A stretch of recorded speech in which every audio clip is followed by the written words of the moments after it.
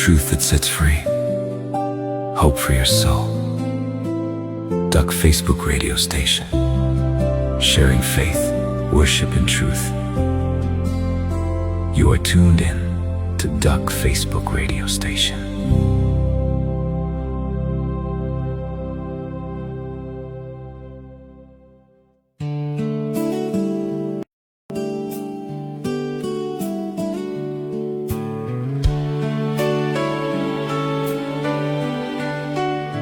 He made them one, male and female, by the Spirit, through Jesus Christ.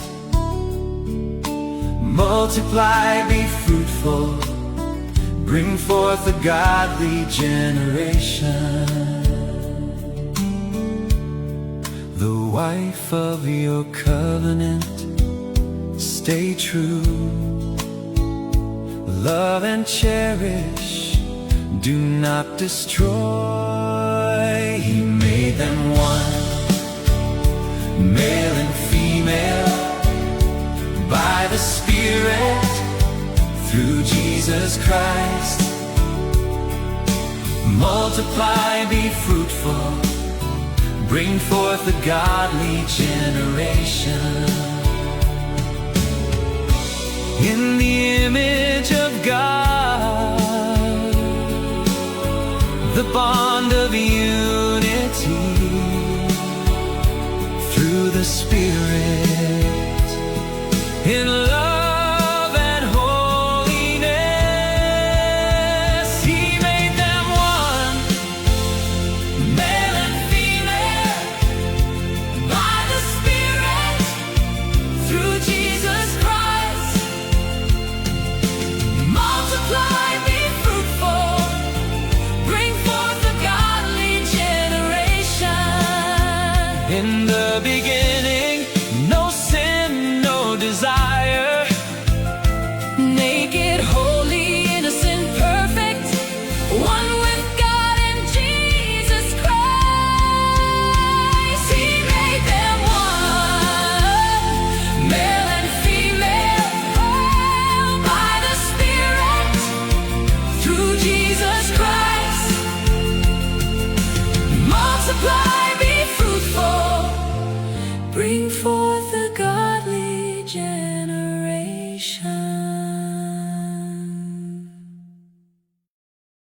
Good evening and a warm welcome to our Wednesday night live Bible study with Stanley here on the Duck Facebook radio station.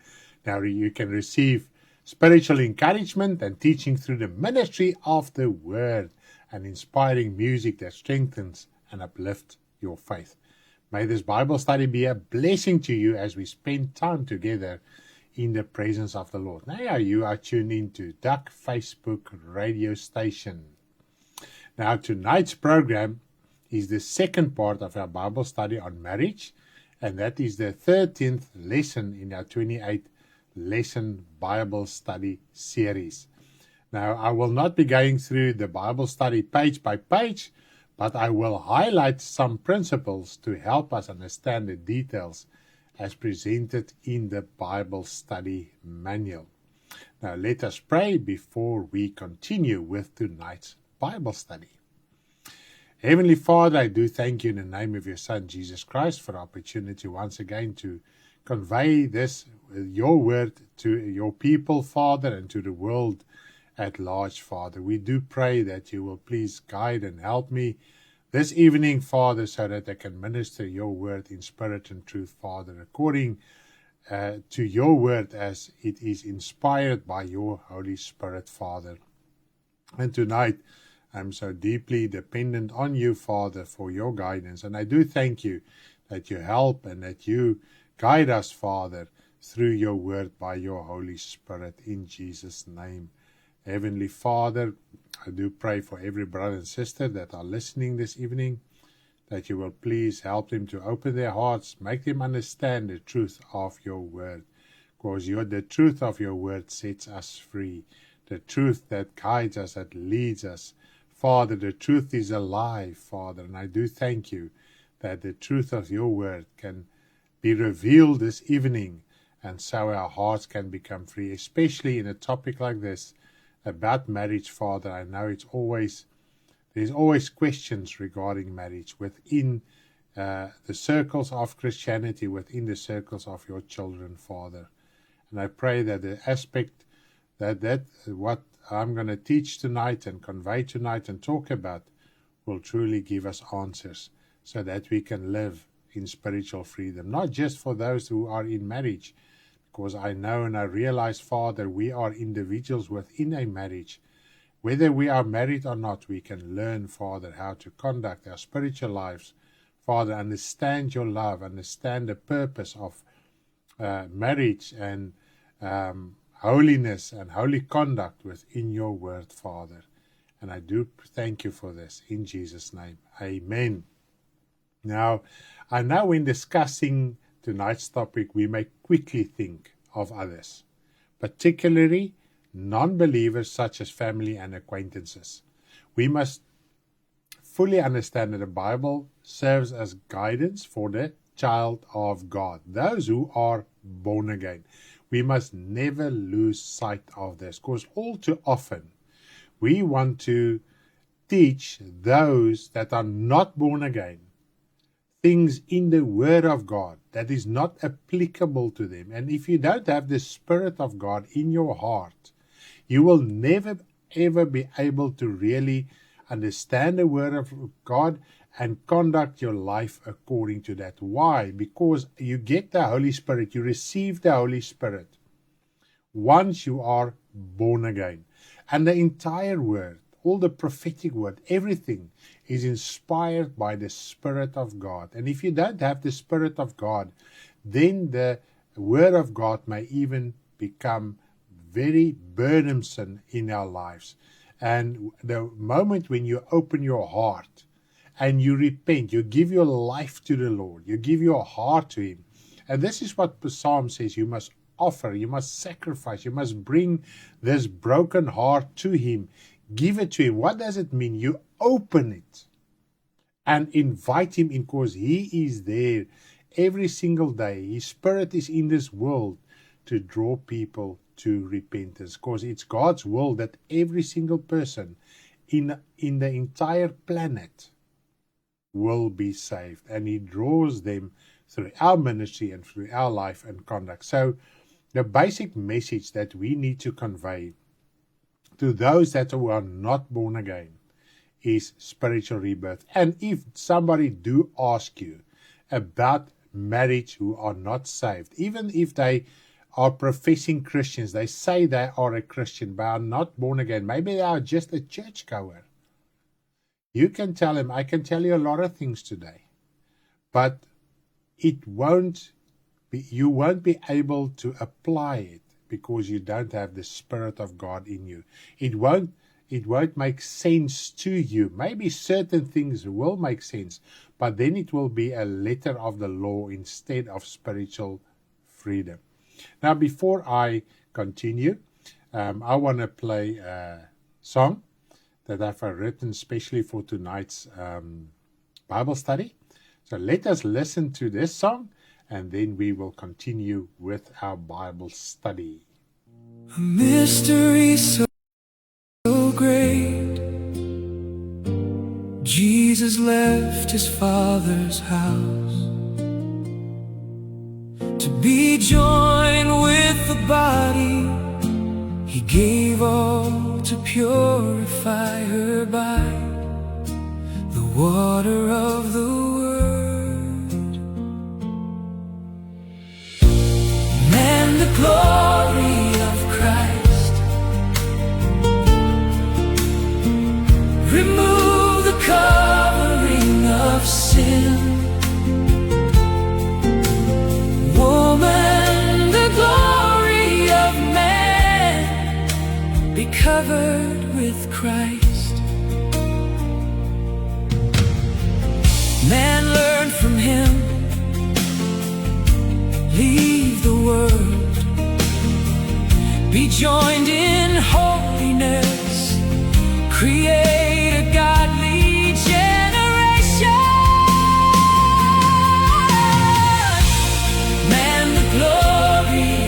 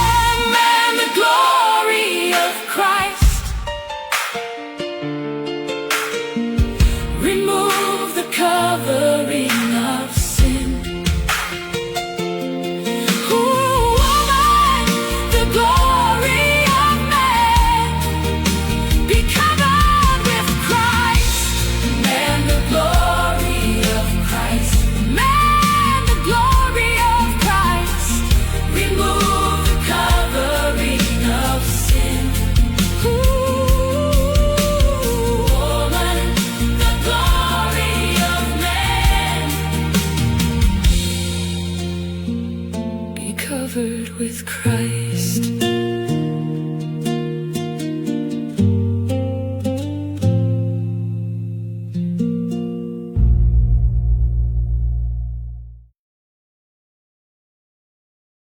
Wow, isn't that amazing? And this song comes from scriptures in 1 Corinthians 11, especially verse 7, 1 Peter 3, verse 1, then also Ephesians 5, verses 22 up till verse 33. And in the two lessons of our Bible study manual, we do discuss all these scriptures in detail and in context what it really means. Because especially when it comes to the head covering, die hoed, soos hulle in Afrikaans sal sê, moet ek die hoed dra of nie? Should I wear a hat or a head covering to church or not? There's actually a deep spiritual meaning regarding this. And that is basically that we should remove the covering of sin and be covered with Christ. Because Christ is our head. And we cannot defile the body of Christ and our own spiritual temple with sin. That must be removed to be covered with Christ. So that is just a basic breakdown of what we do discuss in our manual on the marriage when it comes to the head covering. There's a lot of detail, obviously. You might still have a lot of questions regarding this, so please do get your manual. If you don't have the manual, contact myself or my wife, and we can forward it to you on WhatsApp or email. So please do contact us for that. Now, many of us struggle to understand unity in marriage and how to manage our marriages. But God has provided guidance in His Word. This is His counsel. Now, God is the best marital counselor that you can get. If you accept the Word, if you read the Word for what it is, then you will find a lot of counsel for your own personal life as well as your marriage. And this is the purpose of tonight's Bible study, is to guide us in a direction and place your attention on certain truths of God's Word and scriptures. Maybe you have not even realized those scriptures are in the Bible, but after tonight, I do think you will be able to understand some principles and also be guided. So as you are going to read through the Bible, you will pick up on these principles and also you will be able to apply it in your own personal life. Now, by understanding and applying this wisdom, we can experience victory in our relationship. And we must never, ever forget, we must never lose sight of this. In a marriage, there are two individuals. Now, that's except your children, okay? Spouse, all right? Husband and wife. You are two individuals. Now, the marriage cannot be resolved if the individuals' lives aren't sorted. And that is just logical. Sometimes we focus so much and pay attention on trying to resolve the problems within the marriage instead of focusing on ourselves and be honest to ourselves that what you contribute to the marriage, what you sow in the marriage, that you will reap. Okay, and this goes for husband and wife. It's not just a husband thing, it's not just a wife thing, it is both husband and wife within a marriage. And we need to, when it comes to laying down your life is for husband and wife, man and woman, male and female. It's for both of us. And if we can lay down our lives for each other, if I truly say, I love my spouse, I love my husband, I love my wife, and then within the marriage, if you can really lay down certain things, as we're going to go through the topic tonight, you might identify with some things.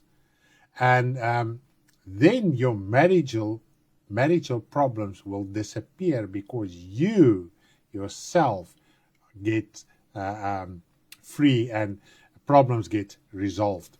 Now, we have already established that marriage is not a man-made institution, but was instituted by God. That was in our previous lesson, and also in our manual, I covered this extensively. With this in mind, we should view marriage in the light and with the seriousness and approach and apply it according to. Now, God instituted a unity of man and women for a specific purpose. Now, after the fall, marriage should portray the purpose God initially intended why He made man and woman. Now, in Malachi, we read the purpose of what this was. Now, I just wanna maybe stand still at a point before I'm going to read the scripture in Malachi 2, verse 15, why God created man and woman. A lot of people might argue that, is it necessary? And we did cover it, and I do cover it in our manual as well. Is it necessary to get married within the laws of your country? If you don't have that specific certificate, marital certificate, then you're not married. And a lot of people might argue and say, but that piece of paper doesn't make me married, or that I love a person. And that is true. That doesn't, a piece of paper cannot force you to love someone. You must love someone before you get into the marriage. That is just logic, isn't it so? That piece of paper is a binding covenant. Doesn't matter what country you are in. You are willing to publicly confess your love and your unity before God and before men. In other words, then you are bound to that promise, to that love that are in your heart. So the piece of paper, it is so. It does nothing for the love in your heart towards the other person. But it also are there to show your commitment to that person. Okay. So if we can once understand that, then a lot of arguments will disappear. All right. So the main thing is if you are just living together without a binding marital certificate contract, then you are living actually a loose relationship. And this is unfortunately, this is also the problem within our Christian faith as well. A lot of people, it is as if they belong to Christ, but they don't belong to Christ. Just for in case. It is as if they don't want to go into a true covenant with Christ. And this is where the spiritual rebirth comes in. If you are not born again, if you don't give your heart completely to the Lord, then you don't enter into a viable, truthful covenant with God in Christ. You don't open your heart to accept everything and to walk according to the principles that are conveyed within the Word of God, which is God's command, which is His covenant, which is His testament. And if you are born again, you are circumcised in your heart. There's a cut in your heart. Sin must be removed. And then you declare, Lord, I want to follow you. I want to belong to you. I want to be with you forever and ever. But a lot of people are just confessing Christians, or they just go to church or pray every day and read the Bible, but they never enter into that marital relationship. Now, if you're going to read in Romans 7, you will see how the marital relationship physically are compared with our relationship with Christ. Okay, so there is a comparison between the two, and in the physical, you must go and tie the knot, confess, show that you really love that person and you want to spend the rest of your life with that person. And that piece of paper that you receive is the evidence that you are willing and that you are committed to that relationship. Now, this is where spiritual rebirth comes in as well.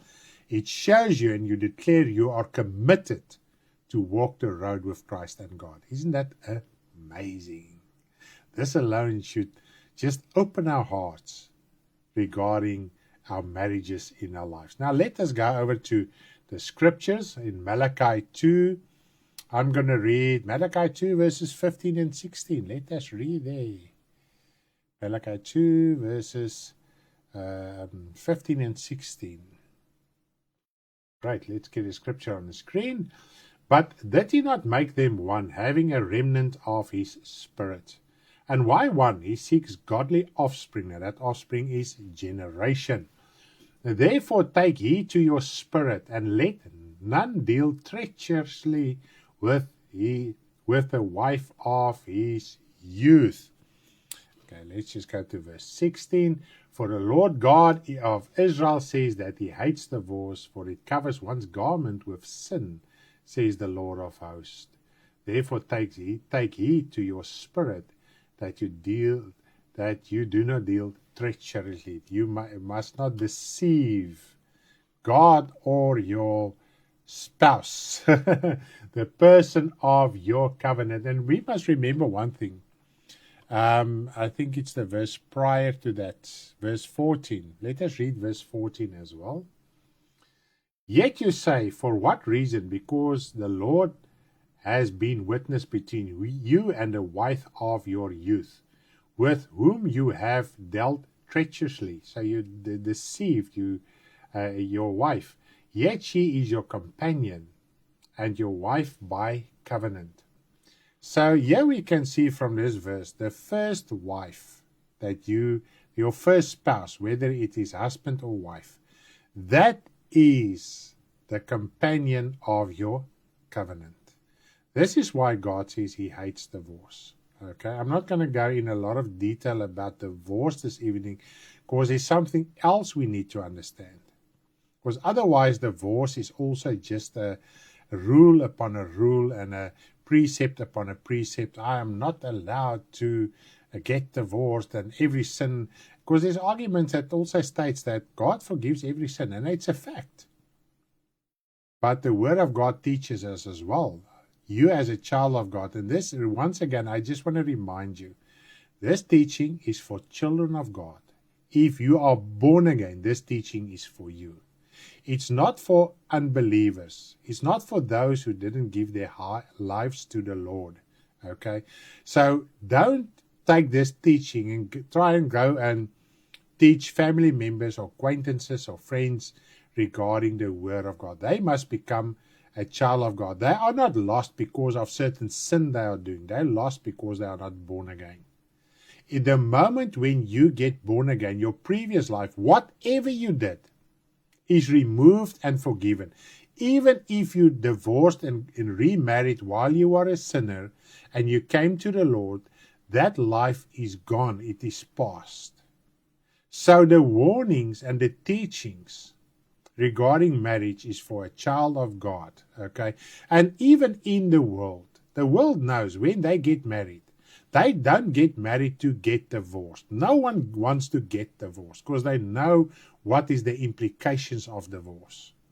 So in everybody's heart, whether you got married in a church building with a pastor or minister, Christian minister, or in a secular situation, unity till death do us part is impressed on every single marriage. Humanity knows, man knows what is the real purpose and meaning and the seriousness of marriage. So for children of God, they know even more than the person in the world. And the person in the world knows they must not divorce. But we know because of the hardness of heart, they don't have the Spirit of God to guide them, lead them, etc. A lot of the marriages do end up in divorce. Even children of God's marriages do end up in divorce. Now I want to discuss the principle of spiritual responsibility, particularly regarding the husband in the marriage. This does not in any way exclude the wife's spiritual responsibility. So I think if we can grasp spiritual responsibility, then we don't have to argue about a lot of points within the marriage. Now, if you're not born again, there are no spiritual responsibility because you live in your own thinking and your own ideas as you are guided by the things of the world, your own nature, your own character. The moment you become born again, and this is the purpose of the Bible as well, to teach us and to guide us, not to walk according to your own understanding, your own ideas, because our own ideas led us into the wrong path, and at the end of life, eternal hell. And God wants to save us from that, even within our marital relationship. Husband and wife can help each other on this path without destroying each other. And I can tell you, if husband and wife are serving the Lord, it is even bigger pressure than in the world, because now husband and wife understand things from God's word, and that pressure is on them to change as individuals and also unite within in Christ to understand the gospel in the same way. Because a lot of times man and women husband and wife have different opinions even regarding the gospel, even especially when they got born again after they got married. And that is also a big problem. Now both are born again. They still have certain basic principles that they are divided over, and that must unite, and their character must unite. So now we can see what pressure is on a marital relationship. Now in 1 Corinthians 7, verse 28, let us read there quickly. I just want to see what comments are here. Nothing in particular. Okay. Let us read here quickly. 1 Corinthians, is it 7:28? I think that is the correct one.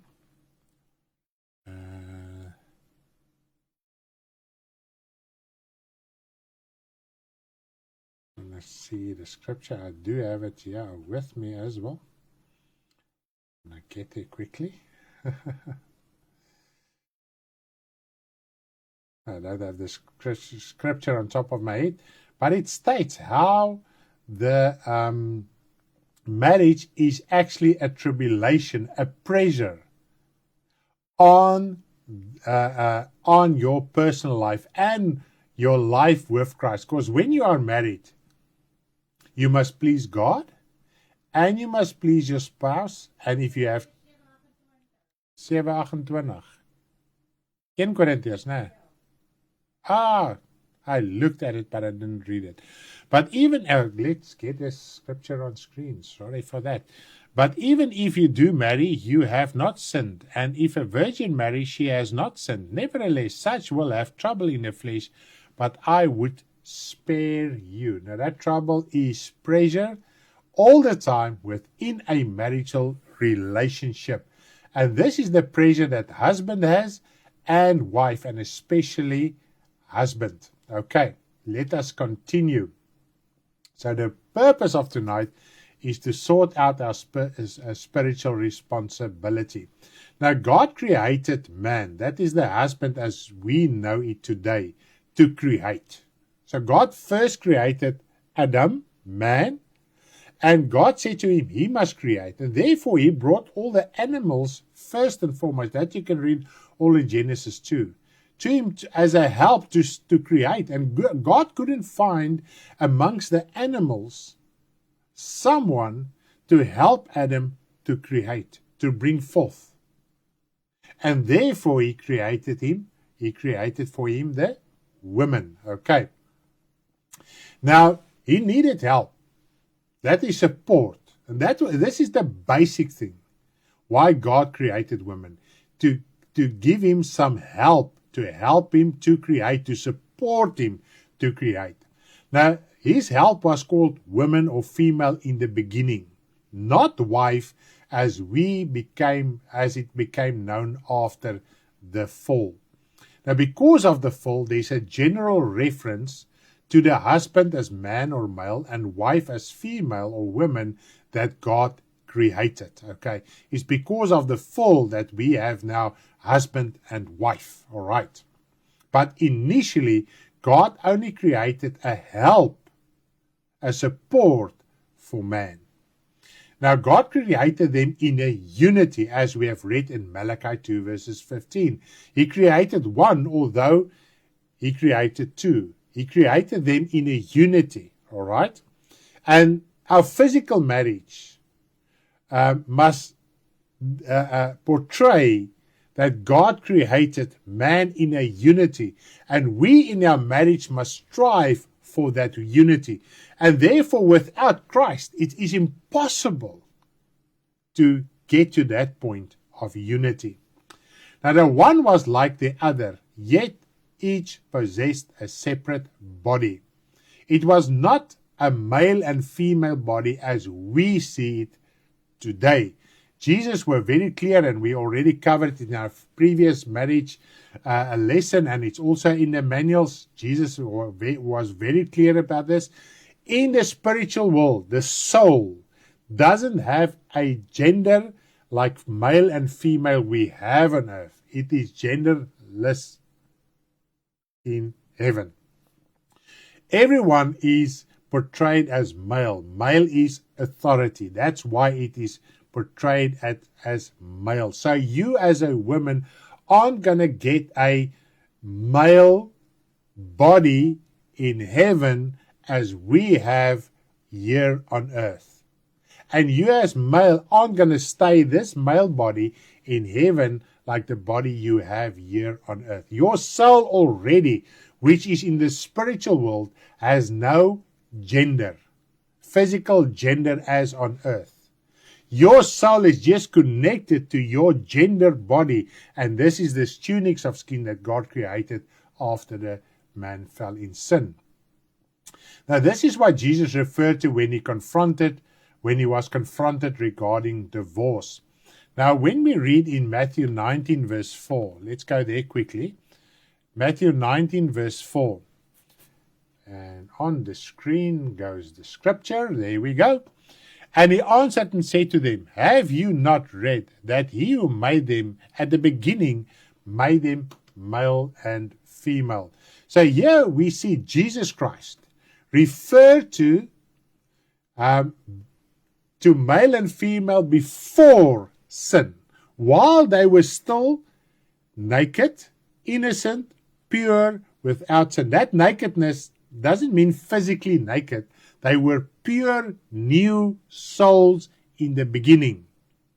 There was no sin that they committed. There was no darkness in their hearts that they would have been ashamed before God in their lives. The moment sin entered in our lives, and this is what we see in the creation, the moment when sin entered, and Adam and Eve, it was women, but we refer to Adam and Eve just to make the difference between male and female in the beginning, man and woman. The moment they sinned, they was ashamed. Ashamed of what? Ashamed of God, because they hid themselves from God, not from each other. They made tunics. They tried to make tunics from fig leaves to hide themselves from God, not from each other. Okay? They weren't ashamed of each other. They actually saw the sin in each other. And they tried to cover, and eventually they hid themselves, or tried to hid themselves from God. All right?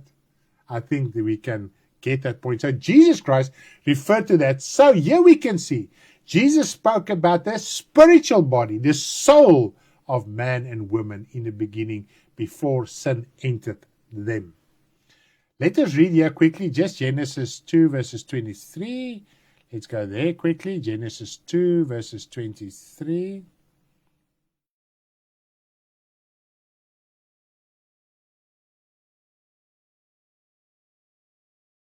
And Adam said, this is now bones of my bones and flesh of my flesh. She shall be called woman because she was taken out of man. Now, Adam called what we know female, woman. Woman, it means womb man. Somebody that came out of him. And as we read in 1 Corinthians 11 with the head covering, we see the conclusion argument of Paul, which he said, now even man comes from woman. So in Christ, there is neither man nor woman. In other words, your soul is neither female, like we know it, gender female, and male.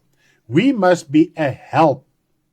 And we must stick with the biblical principle as Jesus taught it before, in the beginning. This is how God intended it. Now, the one received a body inferior to the other person, that is the wife's body, to understand she must be a help to the person, the male, the husband she married. Okay, this is first and foremost, we must understand. It is a help, all right? And it's not in the sense of a servant like we understand servant in the flesh. It's a help. And even if the woman, the wife is helping the husband need to help the wife as well. And this is where the husband, especially the husband, neglects his spiritual responsibility. Okay. Now, in the beginning, man and woman were spiritual souls, and they had to create. Therefore, Jesus referred to a spiritual unity, not a physical unity. Thus, marriage has spiritual significance and meaning. Now, I just want to discuss, just as a side note, Genesis 2 verses 24 quickly. Just as a side note, something very interesting. Therefore, a man shall leave his father and mother, and be joined to his wife, and they shall become one flesh. They shall become one flesh. Now, this specific verse, just the verse prior to it, we see Adam said, it's now bone of my bones and flesh of my flesh, when he saw woman, the woman that God created from him. He was actually the womb. He actually gave birth to the woman. And if you give birth to something, for a moment it is inferior to you, it's your help, it's your support. Okay.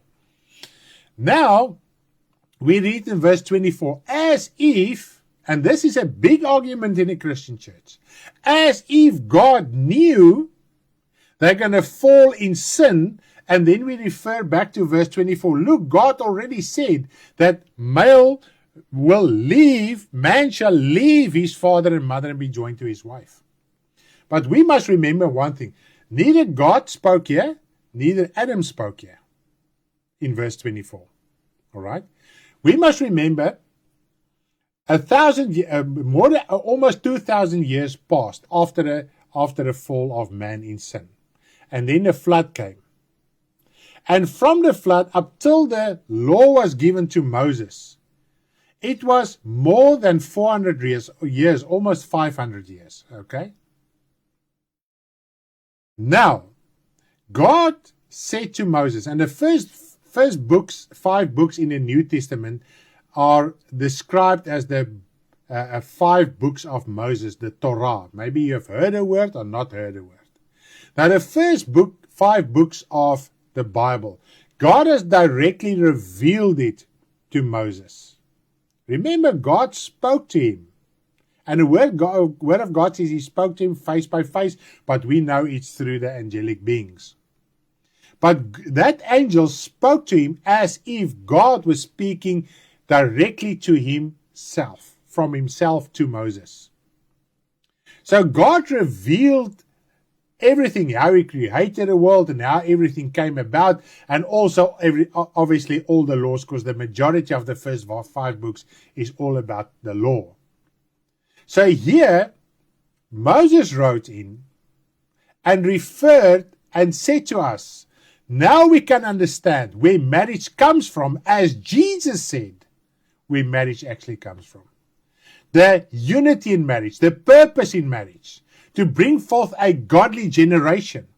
So it is not as if when God created Adam and Eve, or man and woman in the beginning, he knew they are going to sin, and already told them this is what's going to happen. It's a narrative pointing back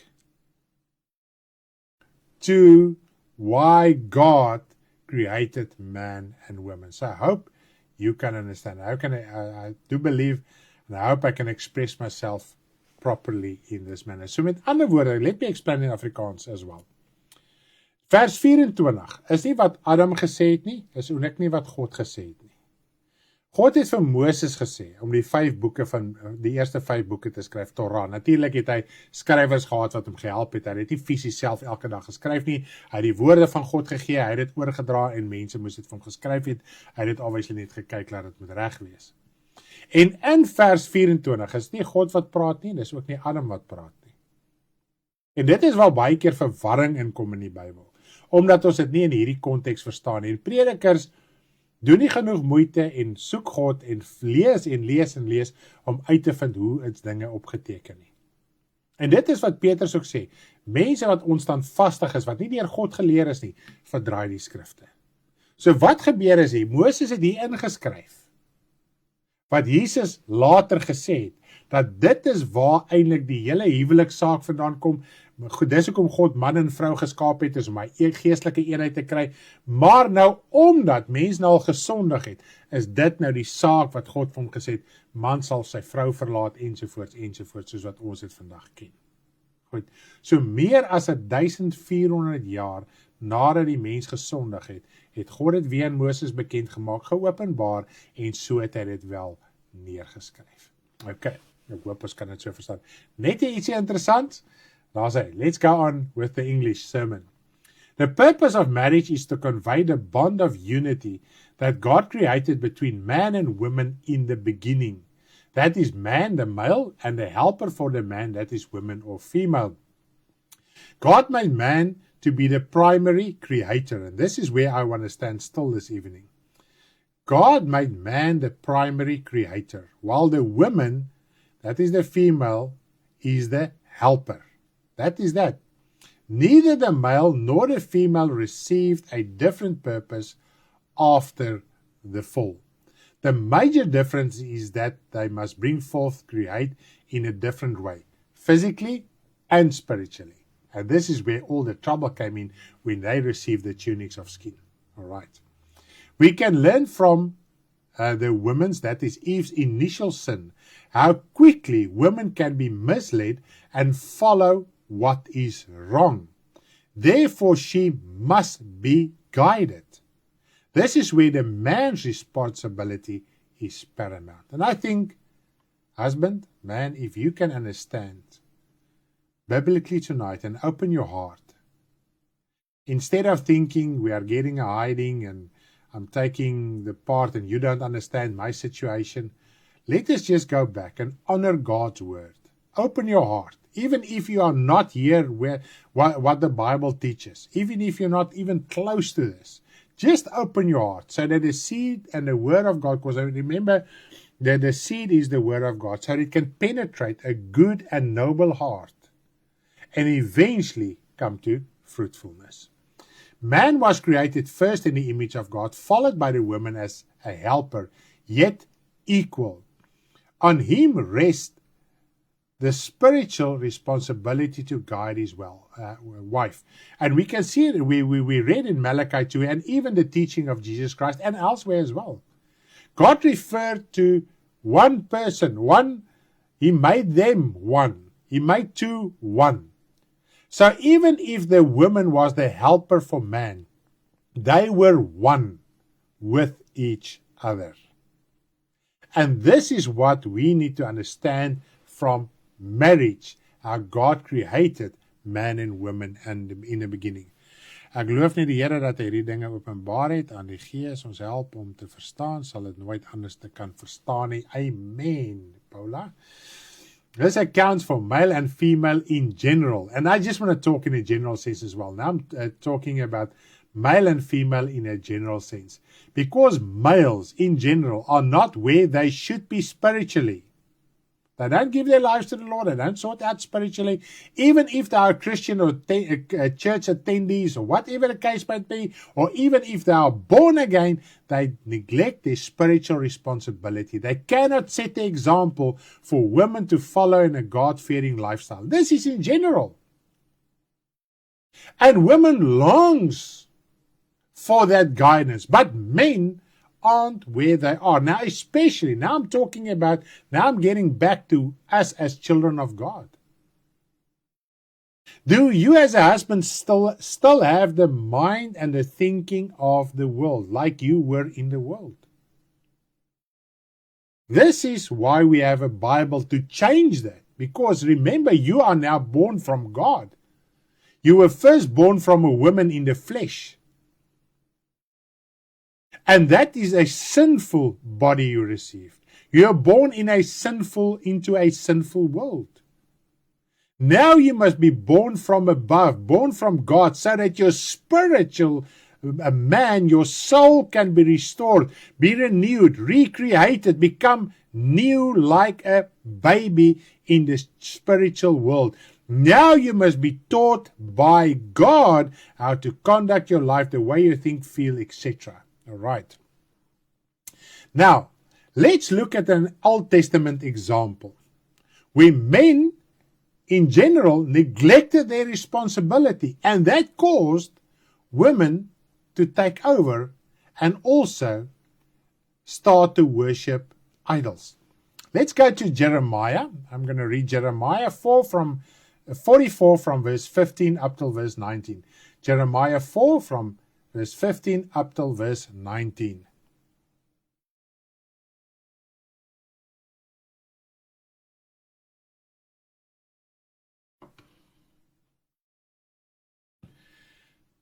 Then all the men who knew that their wives had burnt incense to other gods, with all the women who stood by, a great multitude, and all the people who dwelt in the land of Egypt, in Pathros, answered Jeremiah, saying, I don't want to go into the history here, just keep with the scriptures.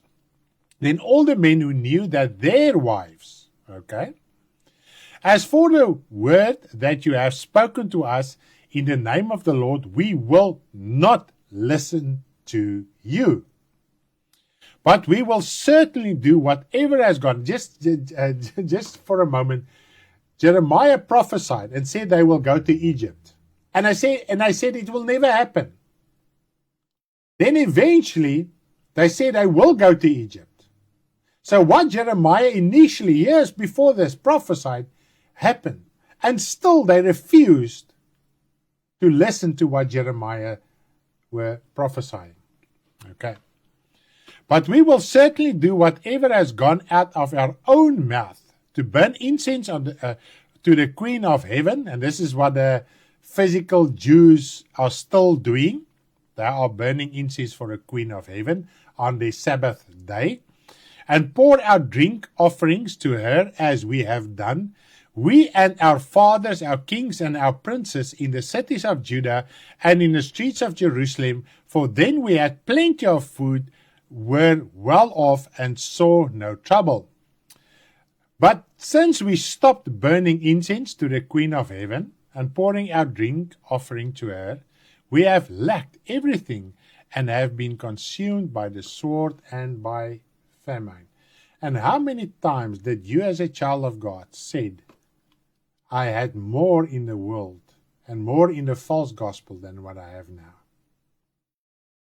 And this is really slanderous talking, because that means their heart are not out of the world, out of Egypt yet, completely. And we must be honest with ourselves. And this is where husband and wife comes in, not just husband, but because women are created, female are created to be guided. If the husband is not where he is supposed to be, the woman cannot be guided spiritually to be spiritually free. Let's continue. The woman also said, and when we burnt incense to the Queen of Heaven and poured out drink offerings to her, did we make cakes for her to worship her and pour out drink offerings to there without our husband's permission? So where were the husbands in Israel? And this caused them to go into exile. The end of the day, we went into exile, and Jerusalem was burned to the ground. Because men wasn't at the place where they were supposed to be. And we must understand, in the Old Testament, men were the priests in God's service. So they went astray, and therefore the women went astray. Okay. Let us continue and look at the example in the New Testament. That is in Revelations 2. We're going to go there. Revelation 2, verses 18 till 20. Revelation 2, verse 18 up till verse 20. 18. Oh, I'm at the wrong Revelation. Let me just go there. 2 verses 18. There we are. Let's get it on the screen. And to the angel of the church of Thyatira, write these things, say the Son of God, who has eyes like a flame of fire, and his feet like fine brass. I know your works, love, service, faith, and your patience. And as for your works, the last are more than the first. And isn't everyone in the Christian church eager to do something? Now remember, this letter is written to a church. Thyatira, one of the 7 churches in Asia. Okay? So it's not, this letter isn't addressed to heathens, non-believers. It is addressed to a church that started off, even God complimented them and said, your works, the last are more than your first. So you kept on working. But eventually you start working unrighteousness. But you still kept on working. As if you are still functioning as a proper Christian church. Let's read this last verse here. Verse 20. Nevertheless, I have a few things against you, because you allow that woman, Jezebel, who calls herself a prophetess, to teach and seduce my servants to commit sexual immorality and to eat things sacrificed to idols. Because he had to address the letter to the angel were the deacon, the angel were the leaders of the church, and they were male. So the males weren't at their spiritual stand and place where they were supposed to be, and permitted this woman to teach and prophesy is teaching as well, to that church. And this whole church fell under the teaching and prophecies of this woman Jezebel. To commit sexual immorality and eat things sacrificed to idols. Now, when we teach the Word of God, and I don't want to go in all the scriptures, we do have it in our manual. If we are busy with a false doctrine, we are busy with idols. If we are busy with mammon, with money, if our teaching centers around money, how God is good to us mainly in the flesh, we are busy with idol worship. We commit sexual immorality. In the Old Testament, God said how they committed harlotry when they worshipped idols. So if we are busy with a false doctrine, we are busy with sexual immorality, and we sacrifice our life, we sacrifice our works, everything to an idol. And this is what God said to them in this instance. You did everything. And Jesus Christ said, not everyone that says to me, Lord, Lord, will enter. And he says, go away from me. Your work is unrighteousness to the 5 foolish virgins as well. So yes, everybody is working in the Christian church. And they work very hard. But what kind of doctrine do they teach? Okay. So, and if the males, the husbands, aren't at the place where they're supposed to be, and this is what we are getting in the Christian church, who is ruling the Christian world nowadays? Women and young preachers. Old people that say they serve the Lord 50 and 30 and 40 years are sitting under the teaching of young people ministering prosperity and women. And then a lot of times they want to cry foul that the women aren't allowed to teach. But where are you as a husband? Where are did you take up your and do you take up your spiritual life and responsibility serious? Are you serious about it? Are you serious of your spiritual life as your earthly temporal life? Do you classify it in the same seriousness and the same responsibility? Be honest to yourself. How many spiritual things do you just leave to your wife so that she must teach the kids? She must remind you of reading the Bible, not to sin, not to sit hours in front of the TV, social media, etc. Eventually the woman cannot, because she is not created to carry the burden. She is created to give you support. And eventually, if husband doesn't take up his spiritual responsibility, the wife might also succumb to that fleshly nature because she must try to survive. You as a husband cannot commit sin and live in the lust and desires and the greed of your flesh and expect your wife to support you. Because your wife are not there to support you to gain more earthly wealth. But because it is the main driving focus that you have drawn your wife into it, and now she's there as well. But in it, she yearns for a spiritual leader, for spiritual guidance. And a lot of times wives has become so used to living materially wealthy and in luxury that they cannot see their lives in a different way. And then you will ask me, should I leave everything now? No, you should not leave everything now. Take up your spiritual responsibility. Get a relationship with the Father so that your wife can look up to you and know whatever decision you are making, you are doing it according to the Word of God, in sincerity and in truth and in purity of heart. We must be honest with ourselves. God provides everything that we need. And because of our greed, especially the male persons, because of our greed, we get ourselves into financial turmoil to such an extent that we have to work way more in the physical just to keep up our earthly life. Now, before I'm going to finish off tonight's Bible study, I'm going to play a song for us, Be Manly.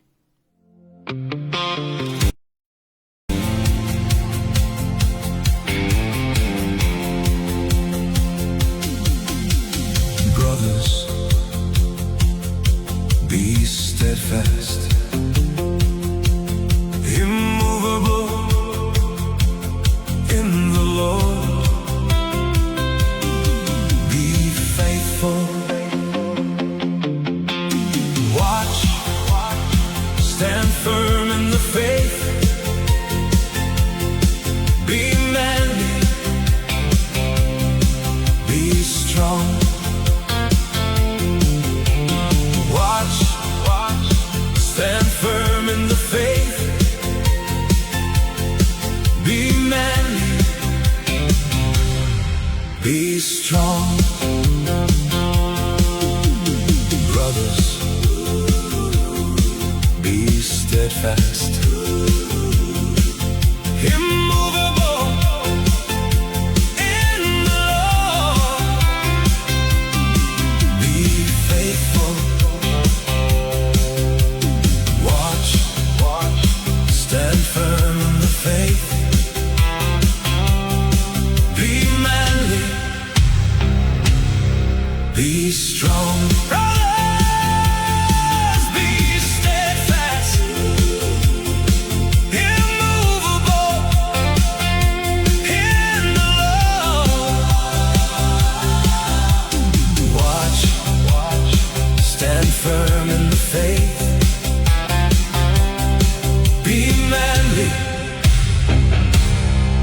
Be strong, be faithful, and movable.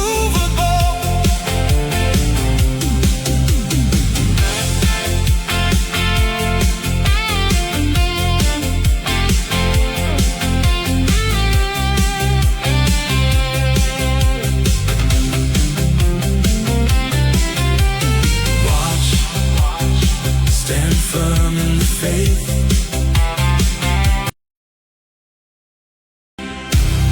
Be strong.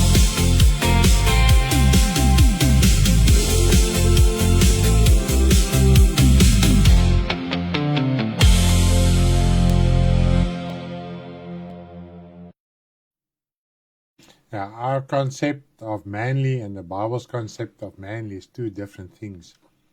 If we think about Jesus, the apostles, and every God-fearing person that God used to write the Bible to us, their conduct, their way, their mentality of being manly is way different than ours. Isn't it so?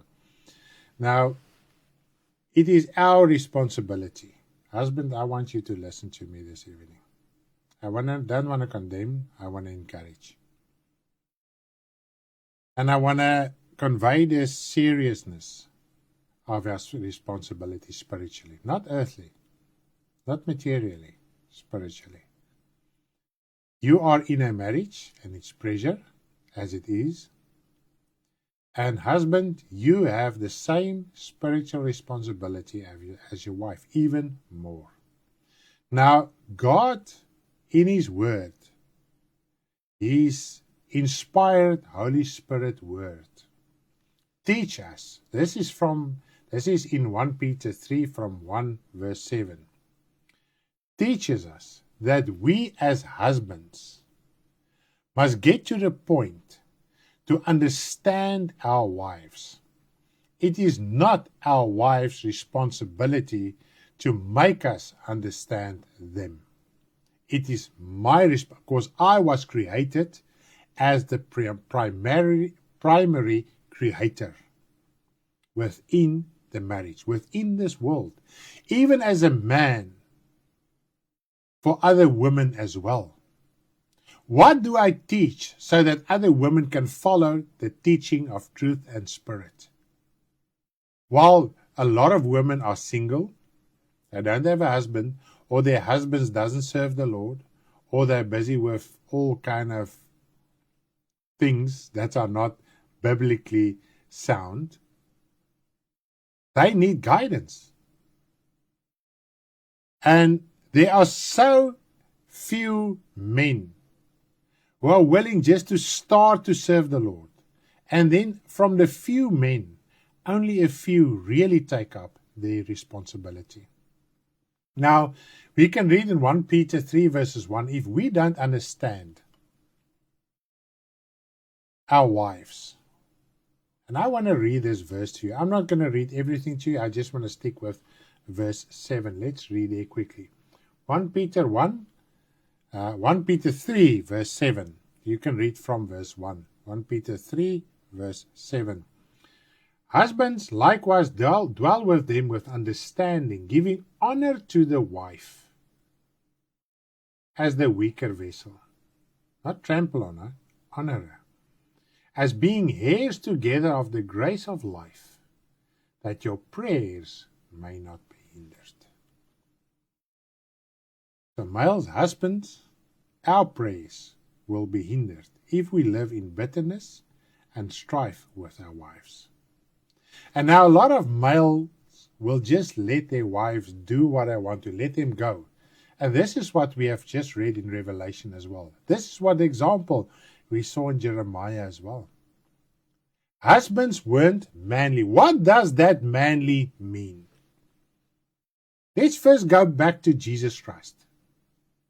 Let's go to John the Baptist. Let's go to all the God-fearing men in the Old Testament. In the New Testament, the apostles. What made them man? What distinguished them as a man? To turn their back against the world. It takes a man to stand up against men, not to do what other men does. And Jesus did, and the apostles and all God-fearing men did 100% contrary to the things of the world. Even Peter wrote about this and wrote about it in 1 Peter. That I find it strange that you don't walk with them in their sinful lifestyle. This is a man that will rather honor God's word than to compromise for a business deal, material things, because the majority of the luxuries and things that we have in life, there's some trick or deceit or conkle or something somewhere to get that luxury in hand. There is very few, if there is, that gain wealth 100% honestly as written in the Bible. You must compromise somewhere. And if you compromise once, then you cannot say, but 10 things I've done straight. It's only just this 1 or 2 things. But that 1 or 2 things that you compromise with, granted what you have today. It's a male, it's a man that stand up against the lustful things of this world. This is to be manly. To serve God, to get up at night, when you are awake, when you cannot sleep, and go and pray that God will help you to overcome the things in your heart so that you can guide your wife in purity. And are you willing to let go of certain habits, certain sinful things, and really pray about it so that your wife can live spiritually, that you can be sober-minded? Remember, sin clouds us. Sin covers us. So we can't give proper spiritual guidance to our wives. And because of that, we live in strife with our wife.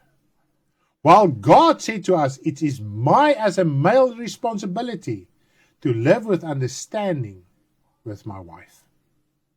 To give her honor, not to give her just away, to honor her, to help her, to support her as well, by giving your life as it is written in Ephesians 5 verses 22 till verse 30. Read it. Ephesians 5 verses 22 to 30. Here the comparison is made. How I as a husband must give my life. I must learn from Christ.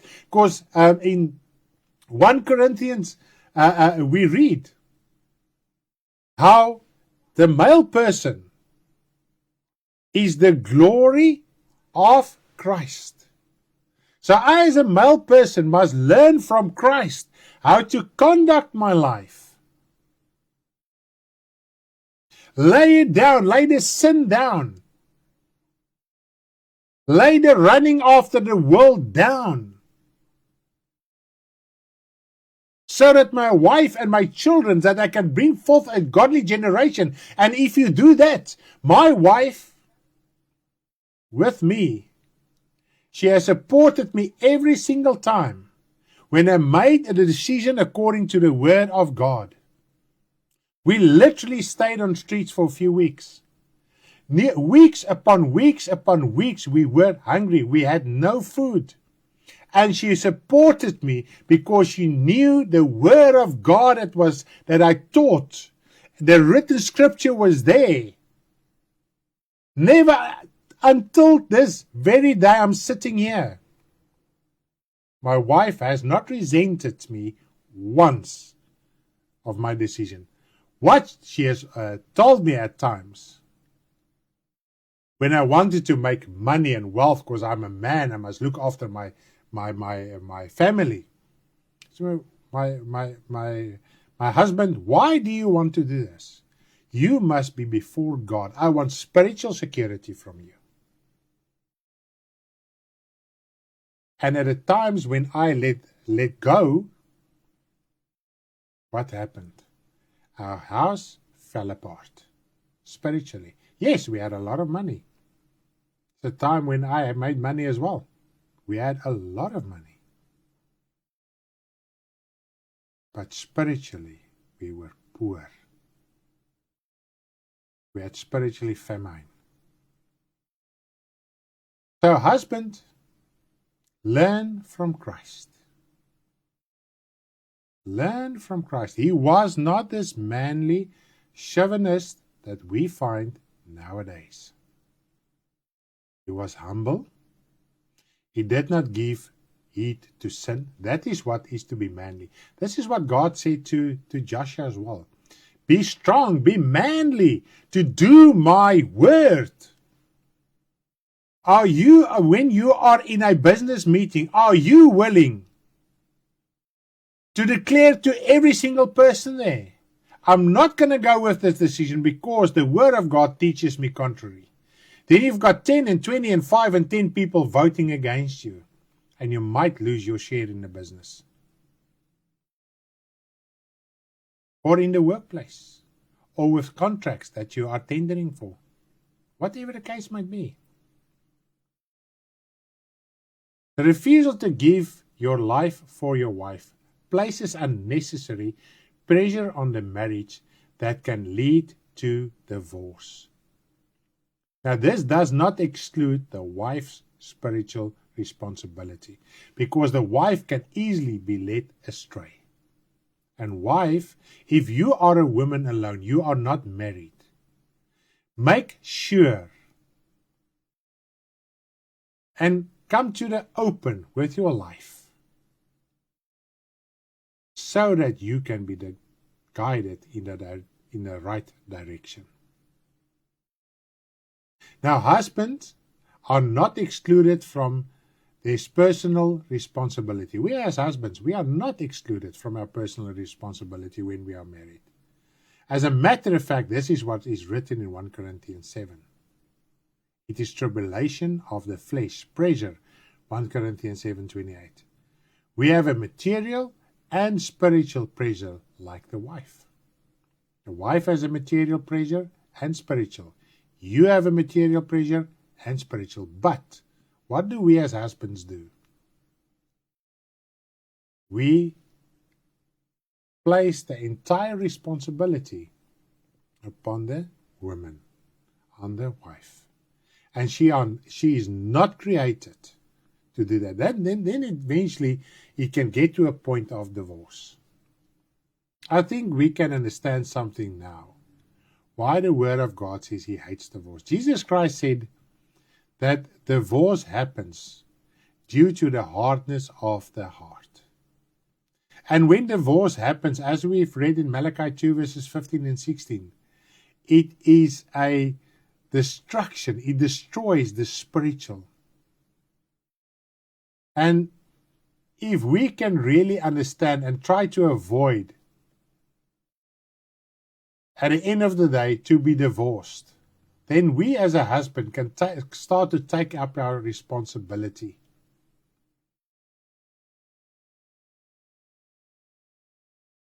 And lead our wives in the right direction. Because if you give your life, you can ask me as a man, what you sow in your marriage is what you reap. If you give your life, I can tell you honestly, you reap life back, even more than life, more support than you will ever understand. So husbands, we can get to the point and we can save the marriage. If your marriage is today in turmoil, you can save it. Don't look at your wife today. Go in your closet, go and start seeking the Lord and say, Lord, I have the responsibility. I made the mistakes. Come to the Lord, before the Lord, and acknowledge your mistakes. Don't point to your wife. Yes, you can point a lot of things. And I mean, after many years, there are so many things that we can throw at each other. You did this because I did this. And you did it because I did this. And so we can carry on. But if you can start to understand your spiritual responsibility, not just what you did. Maybe you got hooked in some strange sin and weird things, and you are maybe out of some of them, or you have a habit that are destroying your marriage. Seek the Lord for deliverance. And it's not a 5-minute prayer. It's not a quick prayer before you go to work or stand up. It is really seeking the Lord hours on end and ask Him so that you can be delivered, that the Word of God can become such a reality to you that you can be delivered from that thing that are destroying your life and are busy destroying your wife's life. Because we have read it has spiritual implications. And the first wife you married is the wife of your youth. I just want to go to the scripture there quickly. The wife of your youth. Take heed to your spirit, for it covers one's garment with violence. The moment when divorce takes place, there has been a violence for how many years already in the heart. And eventually, if you get to the point of divorce, it is real violence. And it affects the children. I come from a home, from a divorce home. So I know as a child how it feels when your mother and father gets divorced. It really hits you. And each child takes it differently. So sometimes we say we love, and we want to point fingers at other people and say they do not love. But do we really love? Do I really am at such a point to give my life so that I can understand my wife and give her spiritual guidance? Amen. I am going to conclude with our marital Bible study here tonight. And I'm going to finish off with a song, The Covenant of Love, that we played in our previous lesson as well, just to encourage us to love our wives and wife, to submit and love your husband as well. May you have a blessed evening. Bye-bye. Love you all.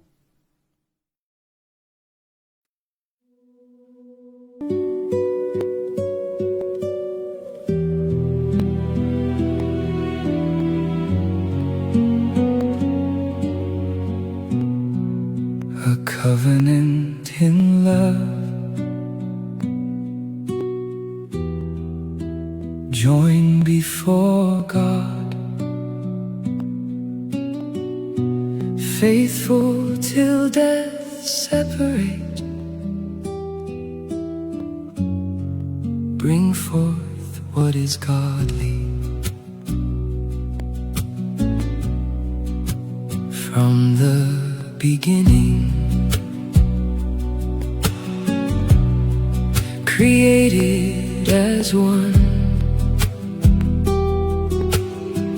joined in unity,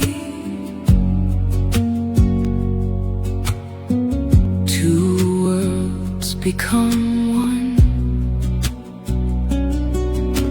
Husband, learn from Christ, love, give yourself, understand, be wise, stay pure, a covenant in love. Joined before God, faithful till death separate, bring forth what is godly.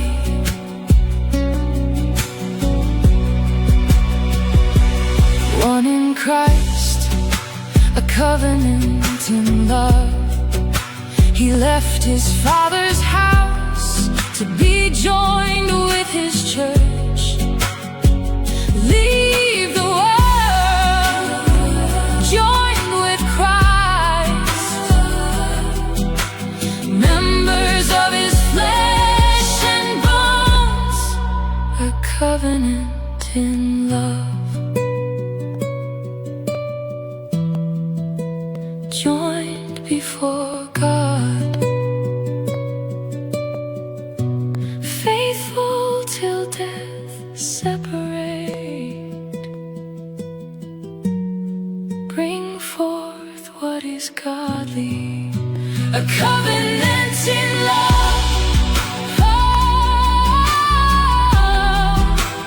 Joined before God, joined before God, faithful till death separate. Bring forth what is godly.